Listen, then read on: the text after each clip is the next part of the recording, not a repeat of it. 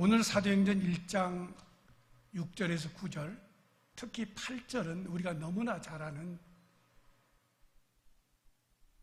성경 말씀입니다.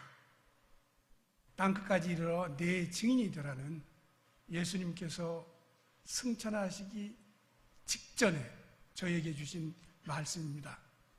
이 말씀을 통해서 오늘 먼저 제가 하고 싶은 말, 결론을 먼저 말씀을 드리고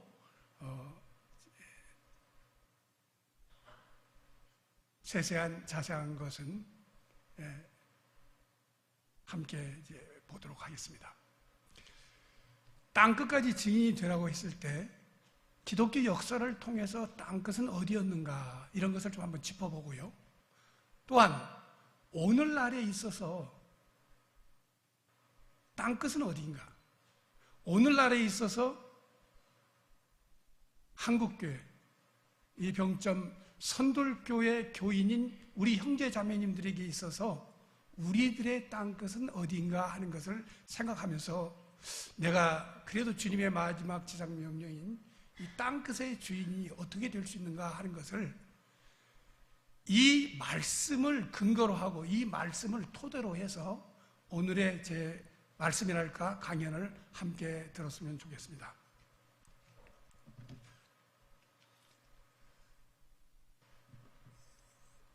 우리가 잘 아는 대로 마틴 루터에 의해서 종교개혁이 되고, 그 다음에 칼빈, 요새는 깔뱅이라는 말을 많이 쓰죠. 깔뱅이에 의해서 장로교가, 개혁교회가 이렇게 한국에까지 전래되었습니다.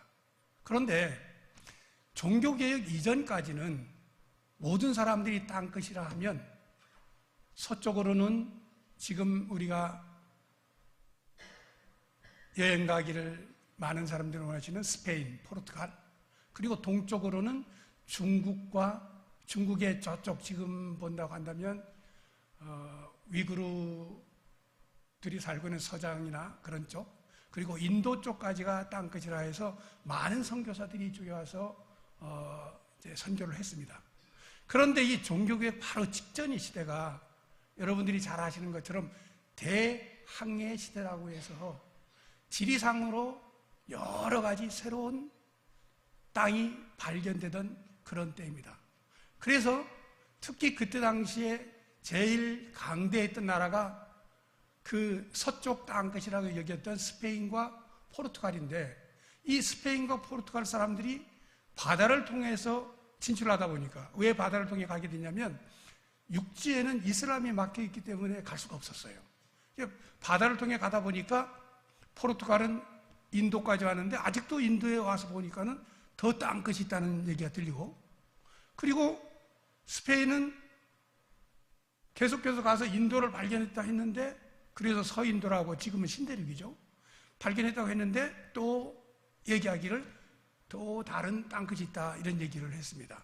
그래서 이 사람들이 물론 식민지도 얻을 목적이기도 했지만 우리 기독교를, 예수님의 말씀을 전파하기 위해서 세계로 흩어졌는데, 지금 여기 지도에 있는 것처럼 너무나 이곳저곳이 경쟁으로 다니게 되니까 교황청에서, 그때 당시는 이제 개신교보다는 카톨릭이 이렇게 바다를 통해서 많이 나다녔고, 개신교의 우리 루터교든 장로교든 이런 분들은 자기 땅에서 위치 잡기도, 자기 땅에서 교회를 세우기도 어렵기 때문에 진출을 못했는데, 그 전체 세계를 둘로 나누어서, 이쪽으로 본다고 한다면 둘로 나누어갖고 이 가운데 또르데시아스란 그 섬에서 선을 그어서 두 번의 뭐 변경이 있었지만 서쪽, 왼쪽으로는 진출하는 것을 스페인 쪽이 가서 진출하라고 하고, 오른쪽으로 가는 것은 동쪽인데 이 동쪽은 포르투갈이 진출해서 식민지 땅도 없고 교회도 없고 이러라고 그랬습니다. 그러자 이 지금 지도에 있는 것처럼 남아메리카가, 브라질이라는 나라는 포르투갈어로서는 포르투갈이 식민지가 되었고요, 그쪽에 둬서 나머지는 전부 뭐가 됐냐면 스페인이 식민지가 되어서 스페인어를 썼죠. 그래서 쭉 오게 되면은 이 스페인 쪽에서는 어디까지 왔냐면 그때 당시로서는 필리핀까지를 이제 뭐냐면 스페인의 그 관할지역으로 줬어요. 근데 포르투갈은 거꾸로 아프리카를 돌아서 인도 고아를 거쳐서 말레카를 거쳐서 중국을 거쳐서 일본으로 이렇게 오게 됩니다. 그러니까 이제 동양 쪽으로 와서 교회를 개척하고 선교사들을 파송한 경우는 대부분 포르투갈 선교사들이, 포르투갈 분들이 했습니다. 그런데 이때 당시는 우리가 잘 아는 것처럼 학교 역사서나 여러 곳에서 예수회라는 얘기가 들립니다. 아마 지지난주에 서모 교수님이 이 예수회에 대해서 이야기를 했을 겁니다. 이 종교개혁 시대에 개신교의 종교개혁 운동을 억제하기 위해서, 그리고 카톨릭의 위세를 되찾기 위해서 만들어진 게 예수의 선교회입니다. 이 예수의 선교회라는 이 선교회를 우리들은 잘 이해를 해야 합니다. 그럼 뭐냐면, 우리 한국에는 예수회가 거의 없어요. 왜냐하면 한국에는 나중에 프랑스 외방 선교회에서 와서 전도했기 때문에 없는데, 한국에 있는 그 예수회 중에서 제일 큰 곳이 어디냐면 서강대학교가 예수회 선교회에서 지어진 대학입니다. 그런데 서강대학에 있는 교수나 서강대학에 있는 신부가 어떤 잘못된 일을 했을 때 서강대에 속해 있는 이 서울에 있는 서울대교구 천주교가 이 사람들을 문책하거나 행정으로 처리하지를 못합니다. 이 선교회라는 것은 지역교회와 독립되게 교황의 직속으로 만들어진 그런 단체입니다. 그때 당시는 교황의 직속으로 만들어진 이유가 뭐냐면, 이 아시아 쪽에는 지역교도 없었지만 이분들이 어디나 진출을 했을 때 독립적으로, 그리고 진취적으로 조금은 무력을 사용해서라도 교회를 세워야겠다는 그런 생각을 한 거죠. 그래서 이 예수회가 되어지면서 우리 그 한국 천주교에서는 이 번역을, 예수회를 전체 총괄하는 사람 이름을 총장이라고 합니다. 그러니까 이 총장은 교황에게만 책임을 지고, 그리고 나머지는 자기가 독자적으로 각 나라에 있는 선교회를 관할하는 겁니다. 그렇기 때문에 지금도 우리 뭐 깔멜 수도회다, 무슨 뭐 바오로 수도다 이런 것이 있었을 때 그 수도회는 일단 뭐냐면 조금은 독립적인 겁니다. 그렇기 때문에 진취적으로 이 사람들이 왔는데, 이 예수회는 본부가 이태리에 있어서 본부가 있었지만 갈래는 두 갈래로 나누어져서 그 스페인 국왕이 후원해주는 스페인 계통의 예수회가 하나 있고, 포르투갈 국왕이 후원해주는 포르투갈어를 사용하는 포르투갈 계통의 예수회가 있었습니다. 스페인 계통의 예수회는 우리가 잘 아는 것처럼 신대륙으로 갔고요.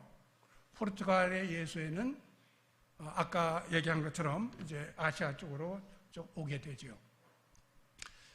이분들은 이렇게 돌아와서 제일 먼저 뭐냐면 1498년에 인도로 와서, 인도에 있는 이제 고아에서 이제 아시아로 오게 되는 그 선교 기지를 이제 정착을 하죠. 그런데 그 중에 예수회를 7분의 신부들이 함께 만들었는데, 그 중에 그 창립 멤버였던 사비에르, 카톨릭에는 자비에르라고 하고 요새는 이게 이제 스페인 포르투갈 발음이기 때문에 하비에르라는 말을 씁니다. 이 사비에르가 자기는 직접 아시아에 가서 선교를 해야겠다고 생각을 해서 이제 인도를 가고, 인도를 간 다음에 일본으로 들어오게 됩니다. 일본으로 들어오는데 지금 여기에 있는 것은 혹시 이런 기회가 없을지 모르기 때문에 전체적으로 종교개혁 이후에 중국, 일본, 한국에 오게 된 카톨릭이나 개신교에 대한 것을 정리해 뒀습니다. 그렇기 때문에 오늘 만약 사진을 보면서 다 말씀을 못 들었다 할지라도 관심이 계신 우리 성도님들은 우리 전 목사님한테 부탁을 해서 이걸 달라고 해갖고 보시면 뭐 이해가 되지 않을까 생각합니다. 자세한 설명은 없지만 위에 있는 타이틀만이라도 요새 SNS에 인터넷에다가 치면 많은 자료들이 나올 겁니다. 그렇기 때문에 조금 오늘 중요하게 여기는 것은 좀 자세히 설명하고요. 아닌 것은 좀 이제 진행하겠습니다. 이분이 지금 여기 본다고 한다면 일본에 몰래 1549년에 상륙을 합니다. 이 1549년에 상륙을 하는데 일본분 세 분하고 그 다음에 이제 둘은 하나는 신부, 하나는 수사. 수사란 건 뭐냐면 평신도 예수의 선교사에 속해서 수련을 하고 있는 이제 우리 한국이나 중국이나 일본에도 신부와 거의 비슷비슷합니다. 신부나 평신도 이제 수사로서 와서 이제 하는 경우인데 이렇게 해서 상륙을 하게 되죠. 가고시마를 가면 지금 이제 보고 있는 이쪽에 규슈 지방인데 이 제일 밑에 있는 이 가고시마에 몰래 이 6사람이 숨어들었습니다.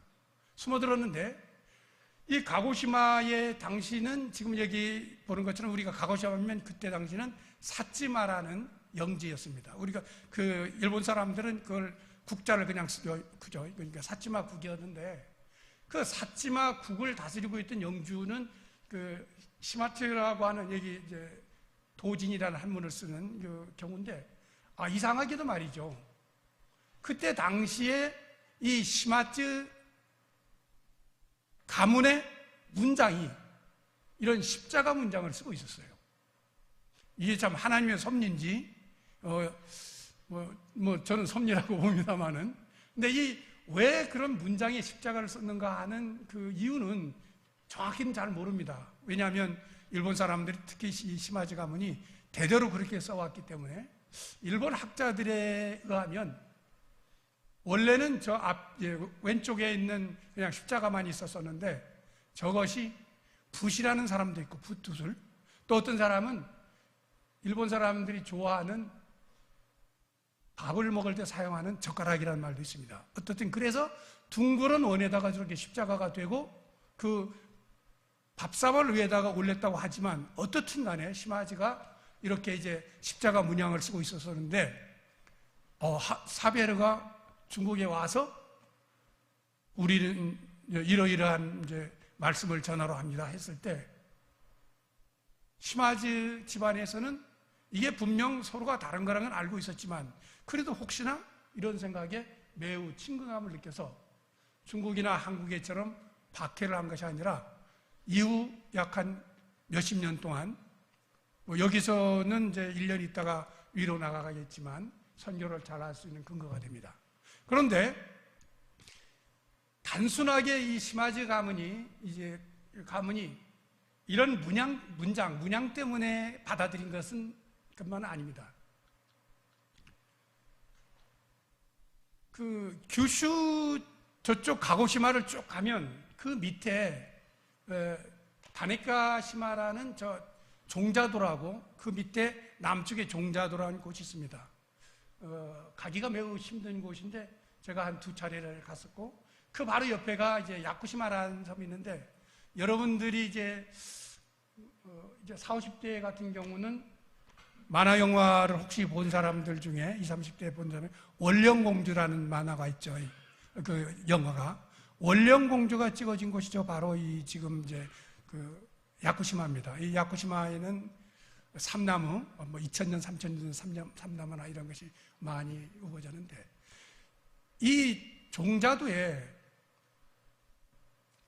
지금 이제 얘기하는 1549년에 지금 이제 하베르가 가고시마 이제 사츠마로 왔는데 그 바로 6, 7년 전에 52년 하고 53년 그러니까 42년 3년 정확한 연도는 3년이라고 이제 하고 그런 경우인데 이게 뭐냐면 포르투갈 사람들이 여기에 이제 그러니까 원래 배는 이제 우리 잘못 알려지기는 포르투갈 배라고 되는데 포르투갈 배가 아니고 이거는 이제 그 소위 뭐냐면 해적선이에요. 그때 당시는 우리 이제 보통 우리 역사에서는 외놈만이라고 이제 외놈들이 이제 했다고 그렇게 하지만 그때 당시엔 일반적으로 이 해적선 왜구들의 노략질 하는 데에 선주는 중국 사람이 선주를 합니다. 돈을 많이 내서 이 광동이나 남쪽. 그리고 거기에다가 일본 사람들이 외구로서 많이 타고 일부는 한국 사람도 타 있고요. 그런 경우인데 그 난파된 외구의 그 배에 포르투갈 사람 2사람이 타고 있었는데 그 사람들이 갖고 있었던 것이 이 조총을 갖고 있었습니다. 근데 이거를 아까 종자도에 있는 분들이 종자도에서 이제 이 총을 만들어 갖고 이거를 이제 다시 그때는 전국시대라고 해서 일본 전역이 전쟁을 하고 있었는데 이 총포를 지금 얘기하는 사츠마, 가고시마의 영주에게 여기는 자그마한 군 같은 데니까 영주에게 보냈고 그 영주는 이제 오다 노부나가까지 이렇게 이제 총을 보냅니다. 근데 이 총은 처음 시작했을 때는 쓸모가 없었어요. 왜 쓸모가 없었냐면 폭발력이나 이런 것은 참 좋은데 한 번 쏜 다음에 다시금 그 총구를 시키고 거기에다가 소독을 해서 화약을 넣고 두 번째 총을 쏘려고 할 때는 벌써 상대방은 화살을 가까이 근접해서 쏘고 화살이야 뭐 그런 것이 필요가 없지 않습니까? 그래서 다시 쏘고 해서 총은 갖고 있었지만 그러나 크게 사용을 하지 못했어요. 그런데 우리가 잘 아는 것처럼 오다 노부나가가 거의 일본 전국을 쟁취할 수 있었던 것이 바로 이 1575년의 나카시노 전투입니다. 이 사진을 자세히 확대해서 살펴보면 다케다 신겐이라는 정말 그때는 신출기몰라하다는 기마병과 오다 노부나가의 지금 이제 총포대가 철포대라고 하죠. 일본말로 템포라는데 무대포라는 것은 그 대포도 그러니까 템포도 없이 나가는 녀석을 이제 무대포, 야 용감하다 그런 식으로 얘기하는데 이걸 자세히 보면 이 오다 노부나가가 전술을 이 총을 갖고 만들었어요. 총포대를 3열로 정렬을 시켜갖고 앞에 있는 사람이 장전해서 총을 쏘면 그 사이에 두 번째 있는 경우가 총을 쏘고 그러면 앞줄이 제일 뒤로 가서 이제 총구를 정리하고 다시금 화약을 해서 이 3열로 된 총포대가 지속적으로 총을 쏘게 되었기 때문에 이 총포대를 갖고 오다 노부나가는 거의 대부분의 일본의 영토를 장악할 수가 있었습니다. 아직 여기까지는 다다르지 않았지만 일본의 시마츠 영주는 이런 총포의 기술을 갖고 있는 서양의 배가 이 카톨릭을 신봉하고 있는 신부를 잘 사귀면 오지 않을까 생각을 하고 이들을 1년 동안 극진하게 잘 살펴주었습니다. 그런데 근 1년이 됐는데도 이쪽으로는 가고시마로는 이 서양 배들이 포르투갈 배들이 오질 않았어요.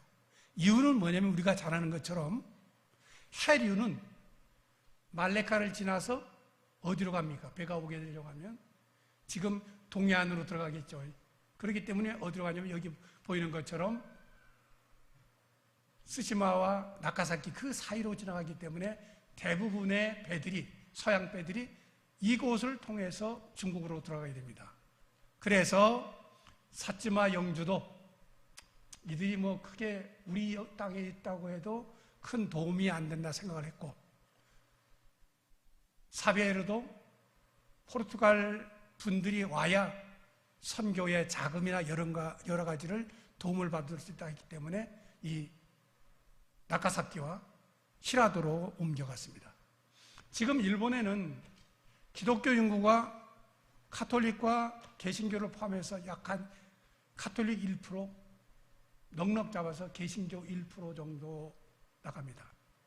일본 인구가 1억 한 몇천이 되는데 그 말은 다시 말해서 100만 정도, 그 카톨릭도 전부 100만 정도가 개신교도 100만 정도가 될까 말까 한다는 소리입니다.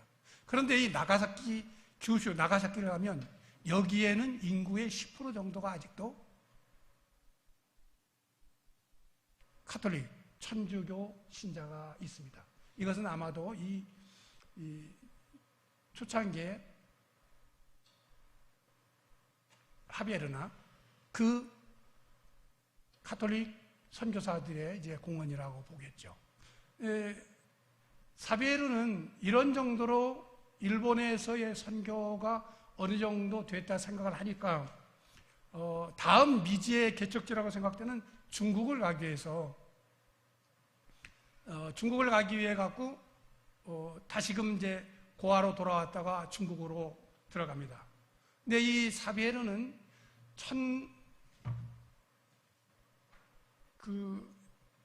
1552년에 지금 우리가 잘 아는 광저우, 홍콩 거기에서 조금 떨어진 한 10마일 그러니까 16km 좀 되는 상천도라는데 상천이란 상천도를 역시 마찬가지로 중국의 밀수업자 배를 타고 들어갔었는데 그만 그 밀수업자들이 중국 본토로는 데려다 주지 않아서 그곳에서 3, 4개월 동안 그 섬에서 지내다가 풍토병에 걸려서 죽습니다. 풍토병에 걸려서 죽었는데 참 아까 그 십자가 사건도 십자가 문장도 그렇지만 이건 제가 뭐 여기에 나오는 것들은 제가 직접 돌아보고 확인하고 해서 되는 경우인데 죽은 다음에 이 사비에르의 시체는 지금 이제 보이는 것은 뭐냐면 말레카에 있는 세인트폴 말라카에 있는 세인트폴 성당인데 여기에 이 앞에 있는 게 지금 사비에르의 이제 모습인데 여기 와서 묻었어요. 묻었는데 아무래도 이거는 지금 카톨릭의 아시아 선교의 근거지는 않아요.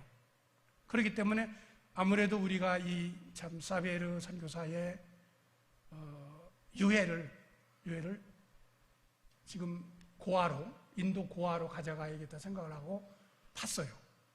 묻었던 것을 팠는데 이 말레카만 해도 온도가 뜨겁지 않습니까? 뜨거운데 그 몸이 하나도 썩질 않았어요. 그래서 그것을 갖다가 여기 보면 인도 고아에는 봄 지저스 대성당이라는 곳에 그 유해를 안치를 했는데 이 봄 지저스는 예수님하고는 상관이 없고요. 이 포르투갈이나 스페인 사람들은 이름에다가 이 지저스란 말을 많이 씁니다. 스페인어는 헤수스. 내가 미국을 유학을 가서 처음 했더니 야, 나 오늘 점심 런치 지저스. 그 영어로 쓴다면 예수님하고 오늘 점심 먹을 거야. 그래서 난 처음은 깜짝 놀라고 이건 무슨 말인가 했더니 헤수스라는 이름을 가진 친구하고 있는데 이 봄 지저스는 누구냐면 그 포르투갈의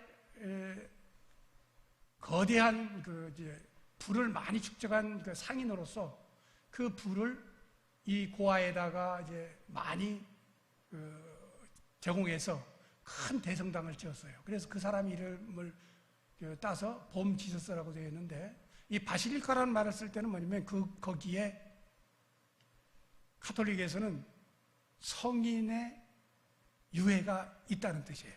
이 바실리카 봄 지저스 이쪽에 있는데 정면을 바라보면서 오른쪽을 보면 이거 앞에는 왼쪽에 있는 것은 지금 그 사비에르에 대한 얘기가 되었고 오른쪽에 있는 경우를 보면 이게 바로 뭐냐면 사비에르의 유해예요. 지금은 이제 거의 밀봉을 해서 그냥 저렇게 두고 한 10년이나 15년에 한 번씩 이제 내리기도 하지만 예전에는 18세기, 19세기에는 이것을 내려서 사람들에게 그냥 공개를 했어요. 근데 왜 저렇게 올렸냐면 그때 당시 17, 18세기에는 사람들이 이 성인의 어떤 신체 일부가 만병통제라고 생각을 해갖고 가끔씩 저거를 이제 뜯어가요. 그래서 이제 올렸는데 지금은 이제 밀봉 처리가 잘 돼서 그렇게 되면 지금도 썩지 않은 유해가 이제 있죠. 그래서 아시아 선교를 생각한다면 어떻든 일본이나 뭐 중국까지 완전하게 들어가지 못했지만 이 하베르의 공헌을 우리가 잊을 수는 없겠죠. 그러나 1549년에 지금 이제 사베르가 오고 그 중간중간에 지금 보면 이제 뭐냐면 그 막부가 기독교를 엄금을 했습니다. 이유는 뭐냐면 도요토미 히데요시의 초창기에는 임진왜란 이전에는 기독교를 용인했어요. 용인한 이유 중에 하나는 이 전국시대 오다 노부나가 때까지 일본에서는 불교의 힘이 워낙 셌습니다. 그래서 전체 국민이 소고기를 고기를 먹는 것도 1850년대 이후 19세기, 20세기가 돼야만 고기를 먹었어요. 일본 사람들 전체가. 그게 이제 스시가 발달된 이유 중에 하나인데, 그렇게 썼는데, 오다 노부나가나 도요토미 히데요시 같은 경우에는 불교의 사력을 깨는 것도 이 카톨릭을 옹호해 주는 것이 낫다 생각을 해서 많은 지원을 했습니다. 그러다가 도쿠가와 이에야스가 완전히 일본을 장악하고 소위 쇼군이 되죠. 장군이 된 다음은 어느 정도 이제는 일본의 정세가 안정이 됐고, 또한 불교를 통해서 된다 해도 이제는 우리가 불교를 잘 컨트롤할 수 있다 생각을 하니까 그때부터 이제 기독교를 추방하기 시작을 합니다. 여기에 보는 것처럼 중간에 추방을 했을 때는 우리가 침묵에서도 보는 것처럼 큰 문제가 없었어요. 왜냐하면 나 신부 아니다 하고 포르투갈 상인처럼 다닐 수 있으니까요. 그러나 1639년에 모든 일본에 있는 서양 사람들은 전부 다 추방하라고 되었습니다. 그러니까 이 사람들이 포르투갈 신부들이나 이런 사람들은 밖에 나다닐 수가 없죠. 왜냐하면 서양 사람이기 때문에. 그래서 그때 나온 영화가 바로 우리 침묵이라는 영화가 되겠습니다. 우리나라는 이때 그러면 이제 특히 1592년에 임진왜란이 이제 98년까지 이제 되어지는데, 이거는 이제 일본 왜군들이 사용했던 칼자루 그러니까 칼 밑에는 칼자루예요. 오른쪽에 보면 아까 얘기한 그 십자 문양은 그 십자 문양을 깃발에다 꽂고 다니는 사람들은 그건 기독교인이 아니에요. 그거는 시마츠 가문의 사람들이라는 그런 뜻이고, 여기는 보면 왼쪽에 있는 것이 그 칼자루 옆에다가 십자가 다르죠. 우리가 쓰는 십자가죠. 상하가 길고 좌우가 짧은. 그리고 오른쪽에 있는 것은 불교도들은 만자를 쓰고 있고 이런 경우가 많이 돼서 나름대로 그때 당시도 이제 몰래 이제 다녔었고, 그 다음에 이제 임진왜란 때에 우리가 아는 것처럼 웅천에다가 세스페디에스 신부가 와서 1년을 머물다 갔고 세례를 많이 줬다고 얘기를 하는데, 우리나라 쪽 기록에서는 세례를 받았다고 얘기하고 있는, 시간이 흐른 다음에 우리 할아버지가 그랬다더라 이런 것이 총 없어서 확인은 못합니다. 그런데 2015년에 창원에 여기 세스페디에스 이게 이제 만들어질 때 매우 논란이 많았지만 세스페디에스가 왔다는 식의 공헌이 돼서 어떻든 일부일조라도 기독교에 접촉이 있지 않았을까 하는 생각을 합니다. 우리나라에서 잡혀간 많은 포로들 중에는 이 포로들이 일본에만 있는 것이 아니라 유럽까지 팔려가게 되는데, 그 팔려간 사람들의 주인, 일본인도 마찬가지고 유럽인도 마찬가지고 기독교인일 경우에 기독교인이 됐다는 기록이 일본이나 유럽에는 좀 많이 있습니다. 그러나 그분들이 한국 땅으로 돌아가거나 그러지는 못했습니다. 중국으로는 이제 아까 얘기한 일본으로 간 것 말고는 이제 광저우로 들어오게 되는데, 이거는 두 번째 서무 교수님이 말씀을 잘한 것 같아서 내가 이제 건너가는데, 하나 알아둘 것은 뭐냐면 우리가 지금 기억하기로는 모든 중국 선교는 이처럼 이제 마테오 리치에서 되어진 것처럼 생각이 되어지는데 사실은 마테오 리치보다 먼저 미켈 루젤이라는 분이 뭐 이분에 대한 책 같은 것은 저희가 한 400년 동안 그냥 묻혀져 있던 것을 발굴해서 저와 서모 교수와 광문석 교수 함께해서 이제 라틴어 중국어로도 번역을 해서 냈고 우리 됐습니다. 근데 이 그림이 뭐냐면 좀 서양 사람들이 그린 경우니까 이 오른쪽에 있는 분들을 중국 사람으로 그려놨어요.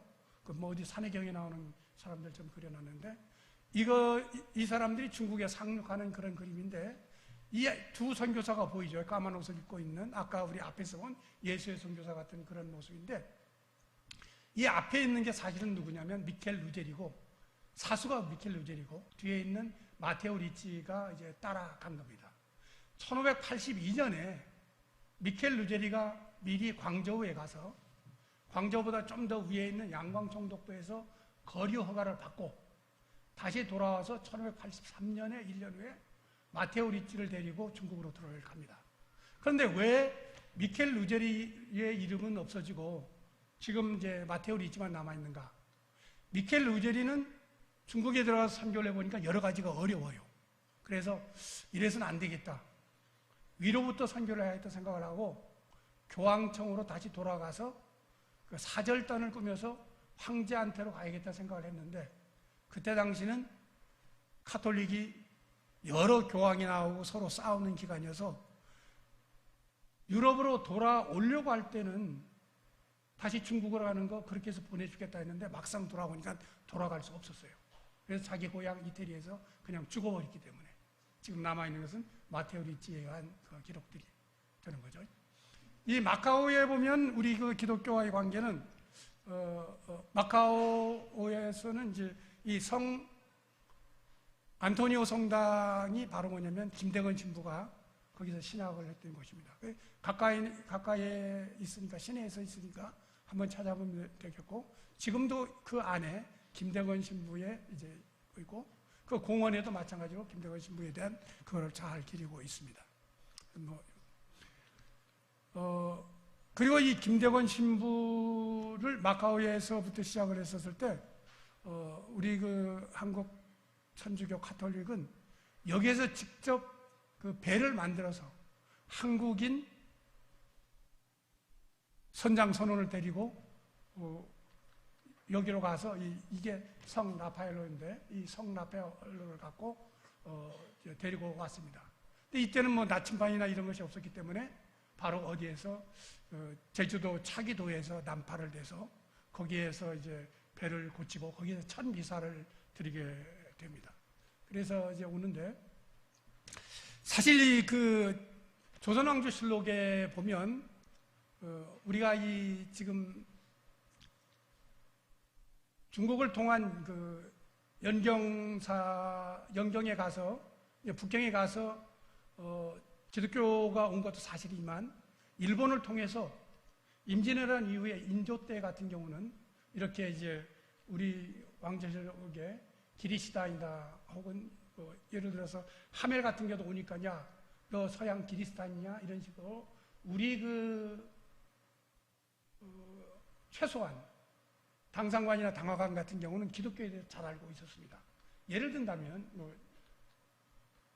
이런 경우를 얘기하죠. 기독교의 발생지 같은 경우도 알고 있죠.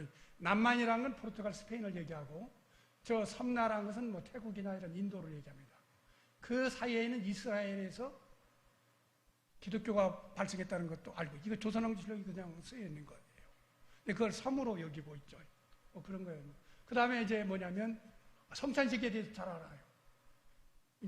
정확히 보니까 살을 찔러 피를 내서 약을 만들어서 먹는다는 식의 얘기도 되어 있고 그 다음에 뭐냐면 이 사람들이 말이야 하늘나라 가기만 좋아하고 이 땅에서 열심히 살지 않는다는 것.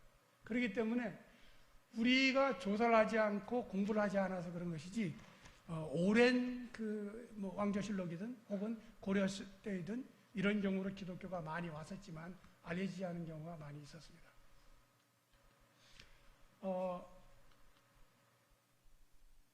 로원 모리슨이 이제 개신교 아시아 선교는 로번 모리슨에 의해서 시작이 되어집니다. 이 로번 모리슨은 지금 1807년에 중국으로 오게 되는데, 그때 당시 중국은 해금 정책을 했는데, 아까 얘기했던 가톨릭이 들어가기도 했던 이 광저우에 13행이라는 건 13개의 공장이라는 것입니다. 이것은 뭐냐면 중국 사람들이 중국은 모든 것이 많이 있고 먹을거리든 모든 것이 풍부하다고 여겼습니다. 단 황실이나 고급 관료들이 쓰는 여러 가지 쓸거리, 놀거리가 부족하니까 그런 것은 외국에서 들어오는 것들을 이 광저우를 통해서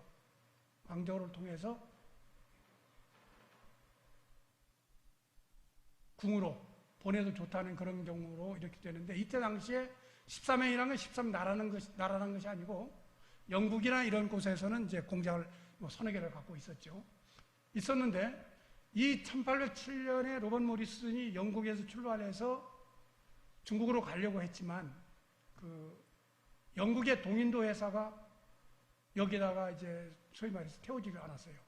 그래서 이 모리슨은 1월 31일 날 영국을 출발해서 미국으로 한 3개월 동안 항해를 해서 갔어요.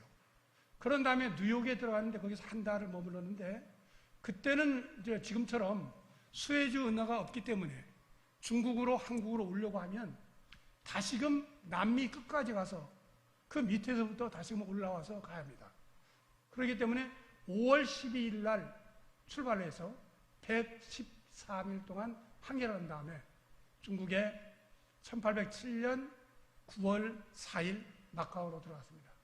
근데 마카오는 여러분이 잘 아는 것처럼 카톨릭이 장악하고 있었지 않습니까? 포르투갈이. 그렇기 때문에 3일 만에 쫓겨났어요. 그래서 광저우로 숨어들어서 지금은 이제 아편 전쟁 이후에 이 모든 흔적들이 다 없어져서 옷가게로 다 변해버렸는데, 이 광저우에 있으면서 선교를 할 수 없었고, 이분이 17년 동안 1807년부터 27년 동안 1834년 죽었는데 10분에게 세례를 줬어요. 10분 정도 다진 1년에 한 명도 못했다는 거죠. 그렇지만 이분이 중국에서 중국 성경을 번역했기 때문에 이 중국 성경의 근거에서 제일 밑에 보면 위판본 대표자 역본이란 이 성경을 통해서 우리나라에는 예수 선교 전서를 다시 말해서 만주에서 번역을 하게 되는 거죠. 요거에 대한 얘기들은 많이 할 텐데. 그리고 이분은 돌아간 다음에 이제 마카오에다가 묻히는데, 이제 마카오에 만약 가게 된다면 올드 프레스비테리안 이제 공동묘지 저쪽을 한번 꼭 가보셔야 해요. 이쪽 가면 이때 당시에 동인도 회사의 이분이 통역관이었는데, 동인도 회사에서는 중국에 1년 동안 외국인이 있지 못하도록 하고, 아까 그 광저우에도 배가 들어올 수 있는, 무역풍을 통해서 배가 들어올 수 있는 6개월 동안만 살고 나머지는 전부 마카오로 보냈어요. 근데 마카오에 보냈는데 여기 보면 1807년에 모리슨이 왔는데 이게 큰아들이에요. 1811년 3월 5일 낳고 죽었다 이렇게 돼 있죠. 낳고 그날 죽었어요. 이제 묻으려고 하니까 묘지를 안 주는 거예요. 그래서 산골짜기에 가갖고 몰래 묻고 이 비석을 묻어놨어요. 근데 이게 나중에 1834년에 로번 모리슨이 죽자 동인도 회사가 지금까지 동인도 회사를 위해서 일을 한 모리슨에게 모리슨이 묻을 땅을 안 주는 것이 말이 되냐고 해서 카톨릭을 설득해서 이제 이 아들이 묻혔던 이걸 중심으로 해갖고 모리슨이 묻히게 됩니다. 이게 지금 제일 앞에 있는 관이 모리슨의 이제 묘지고, 그 사이에 쭉 모리슨 주니어 부인 이렇게 있고, 제일 뒤에 있는 것이 모리슨이 1834년 죽어서 100년이 되는 해 심어졌던 이제 경우입니다. 우리나라 같은 경우는 이때 같은 시대에 귀즐라프라는 분이 있었는데, 이분은 지금 이 목장을 보는 것처럼 거의 중국 사람 비슷합니다. 이분은 독일 계통에 지금 폴란드 땅으로 되어 있지만 그때는 독일 땅인데 그 네덜란드 선교회를 통해서 어디로 가게 되면 인도네시아 자카르타라고 가게 돼요. 이분은 중국의 선교에 욕심이 있어서 그 선교지를 이탈해서 중국으로 들어왔죠. 이분이 언어와 이런 변장술에 능력이 있기 때문에 1830년을 전후해서 3번의 그 항해에 서양배에 통역관으로 이제 같이 동승을 했는데 우리가 잘 아는 것처럼 1832년에 한국 고대도에 왔습니다. 이 고대도에 가면 이 귀절 앞에 기념비가 있는데 이분이 와서 주기도문을 한문으로 번역하고 또 우리가 저 만주에서 성경 번역이 됐지만 1834년 광저우에 이미 이분이 한글에 대한 기억 니은에 대한 그런 논문을 광저우에서 내게 됩니다. 그래서 이분이 지금 이제 어떤 경우고요. 이분은 이제 죽어서 홍콩에 묻혀 있죠. 그 다음에 이제 우리가 아는 것처럼 뭐 서상륜이나 만주 쪽에서 오는 경우는 얘기를 많이 듣고 있기 때문에 이 이수정에 대한 얘기를 좀 하겠습니다. 이 한국 개신교에 있어서 이수정의 역할이 지금 와서 많이 이제 복원되고 있습니다. 이 이수정은 1882년 이모군란이 일어났을 때에 대원군의 보호를 받는 이제 구직 군인들이 이제 민씨 일당을 죽이기 위해서 이제 민비를 죽이려고도 했죠. 그랬는데 이 이모군란 때 이수정이 농부로 위장을 해갖고 이 궁에 들어가서 민비를 거적으로 싸고 걸치기에다가 짊어져서 거기에 있는 거름을 밖에 내친다고 그렇게 얘기하고 민비를 이제 구출했습니다. 그래서 민비가 어디까지 갈 수 있게 됐냐면 충주까지 이제 피난을 가게 되었죠. 그래서 그 이모군란의 그것이 끝난 다음에 고종이 불러서 어떤 상을 내리고 싶냐, 그러니까 받고 싶냐 그랬더니 이분이 뭐냐면 우리나라의 농업을 살리기 위해서 내가 일본에 그 농업 기술을 배우기 위해서 유학을 보내주십시오 해서 일본으로 가게 됩니다. 일본에 가서 거기에 일본에서 서양 그 이제 선교사들과 미국에서 온 선교사들에 의해서 농업 기술이 발달되는데 일본 최고의 농림학자라고 하는 쯔다센을 만나게 되고 이 쯔다센의 전도에 의해서 1883년 도쿄에서 세례를 받습니다. 여기에 쭉 보면 양복 입고 그런데 이 밑에서 가운데 뭐 십자가처럼 보이는 한복 입고 저 이제 관모를 쓴 사람이 지금 이제 이수정이죠. 근데 이 이수정이가 83년에 기독교를 이제 받아들이고는 우리가 아무도 이제 관심을 갖고 있지 않았을 때, 알렌도 오지 않았을 때에 1883년에 미국 교회에다가 편지를 써요. 우리 한국에다가 이제 이거를 우리가 보통 얘기했을 때 바울의 선교에서 마케도니아인들이 우리를 좀 도우러 우리에게 복음을 주기 위해서 오시라고 한 것처럼 마케도니아인의 편지라고 얘기를 합니다.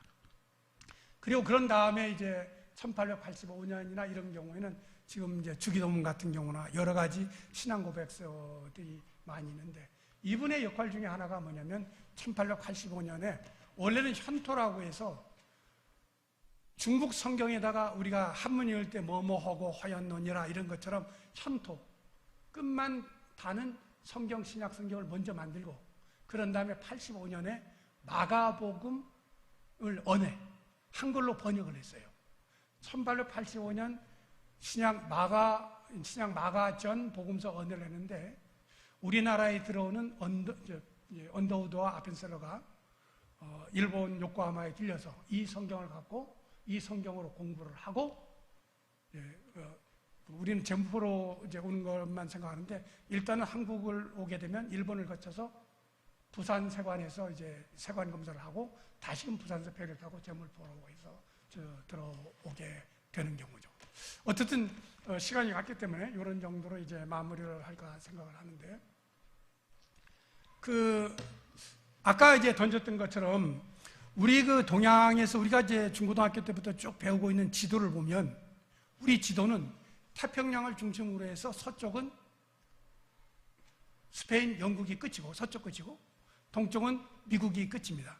그런데 이것은 중국에 와 있던 마테오 리치가 중국 황제에게 잘 보이기 위해서 중국을 가운데다 놓고 태평양을 놓고 만든 지도예요. 그러니까 그때 당시의 지도는 항상 서쪽과 유럽이 중심이기 때문에 동쪽 끝은 한국과 일본이 되는 거죠. 그런데 어쨌든 우리가 지금 보는 지도는 우리가 어디로 가 있습니까? 가운데로 가 있죠. 아마도 제 생각은 지금 우리들에게 땅끝은, 한국 교회의 땅끝은 거꾸로 저 스페인과 미국이 땅끝이 아닐까 생각합니다. 기독교의 중심은 세계를 통해서 몇백 년을 통해서 계속 바뀌어나갑니다. 2000년 전 이스라엘에서 시작된 기독교가 1세기, 2세기에는 로마로 옮겨갔고 그 로마로 옮겨갔던 그 기독교가 종교개혁기를 통해서는 영국을 통해서 미국으로 갔죠. 그런 것이 서서히 우리 한국으로 지금은 와 있지 않을까 생각합니다. 한국에서 보내는 선교사는 순수한 선교사로 치면 지금 통계로도 세계의 1위입니다. 그런데 단 지금 2위로 나타나요. 그건 뭐냐면 미국에서 많은 특히 남침내교회 사람들이 보내기를 전문인 선교사를 많이 보냅니다. 특히 중국에 많이 가 있어요. 중국은 무역전쟁을 하지만 예를 들어서 영어 교사랄까 기술학교의 교수 요원이랄까 석유나 이런 경우로 오는 사람은 기독교인이라는 걸 알면서도 다 받아주고 있어요. 우리 이런 분들을 전문인 선교사라고 그러는데 그런 경우가 다 포함되기 때문에 이제 미국 분들이 제일 통계상으로 1등이 되지만 우리들에게 주어진, 특히 한국도 그렇지만 한국에 많은 침체기가 있지만 유럽이나 미국의 일부 같은 경우도 마찬가지죠. 침체되어 있는 기독교를 우리가 살릴 수 있는 21세기에 있는 우리의 입장에서 땅끝을 향해서 꼭 나가는 것만이 아니라 나가 있는 선교사나 나가려는 선교사를 후원할 수 있는 이런 마음가짐이 필요하다는 것이 오늘 사도행전 1장 8절의 말씀이 아닌가 생각합니다. 감사합니다.